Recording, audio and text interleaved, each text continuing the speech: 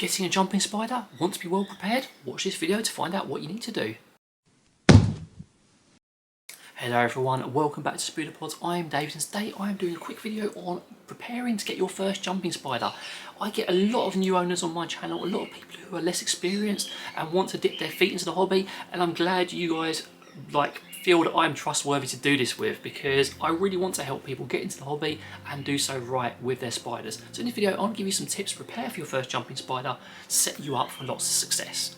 First tip, as always, is do a little bit of research, find out what species you like, find out what species you're prepared to look after and what their requirements are. The most common species for starters is a Philippus regius. They are the staple, they are beautiful, they are lots of fun, and they are my second favourite type of jumping spider.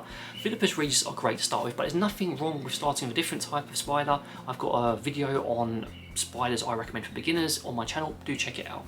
Next up, I would highly recommend buying your enclosure and your decor items, soil, any other bits and pieces you need before you get your spider. It's very tempting to try and buy it all at once, and I know I fell into that trap once, even though I'm more experienced, and it was a lot more of a faff and a hassle. Get your stuff before you get your jumping spider. Get your enclosure, a decent sized one, or a smaller one if you're getting a sling.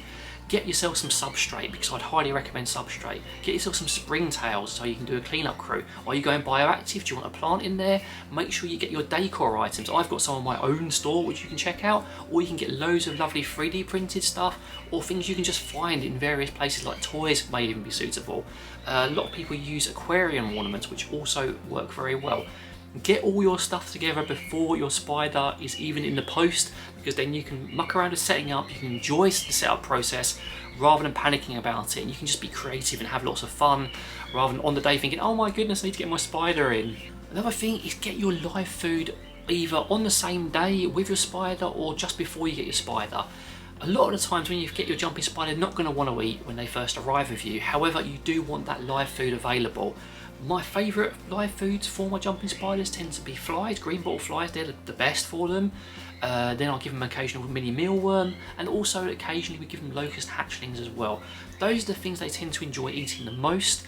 Very occasionally they may enjoy a dubia, but that is kind of their staple food. So get your food in first. And I've also got videos on how to feed, how to look after the food on this channel too, if you're a bit worried about that. When they arrive, hopefully you've got your food, you've got your enclosure, everything's ready. Take your time getting them in there. It can be, especially when you're starting out, a little bit nerve-wracking. Have maybe a pair of tweezers to help you unravel the little bit of cloth or tissue they come in, and do so very gently. If possible, just get them partially unraveled just so you can see them, and just pop that tissue in their enclosure so they can come out on their own. You don't want this jumping spider suddenly jumping at you panicking or it getting loose. You want it to be nice and relaxed. It's much better to let it come out on its own, and then you can just remove the tissue afterwards. They'll tend to gravitate towards the top of their enclosure, so it'll be easy to remove it if you put it closer towards ground level.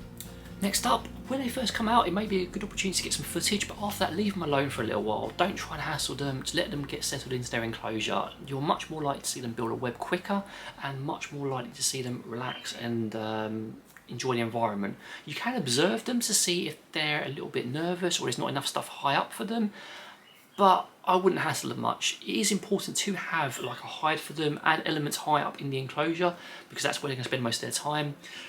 But again, you can adjust these as you get to know them and as you observe them.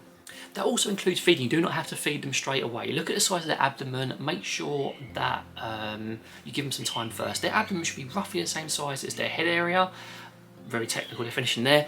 If it's much bigger, they don't really need a feed. You can leave it for a little bit longer. You don't really want to overfeed your jumping spider, especially if they're female, because that can lead to prolific egg sac laying, which shortens their lifespan. So keep an eye on their food, and generally it depends on their life cycle stage. Because I forgot to mention that at a previous point, if they're only a sling, you want to be feeding them fruit flies. Apologies for that. That they're given appropriate food and given them appropriately often. Don't need to feed them initially, give them some time, and then offer it a few days later. Again, I've got videos on the channel exploring how to feed them, and I'll be doing a new series in the future, just going over every single thing step by step for everyone.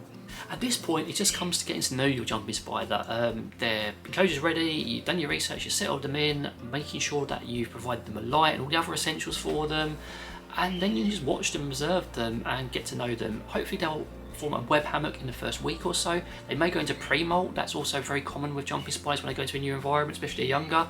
Nothing to worry about. They're becoming active for a while and build a web hammock and just sit in there. But normal, again, so many videos on this channel you can explore. Try to panic about stuff, just watch my channel to help you out maybe, and take your time with them. I wouldn't recommend handling them immediately as well.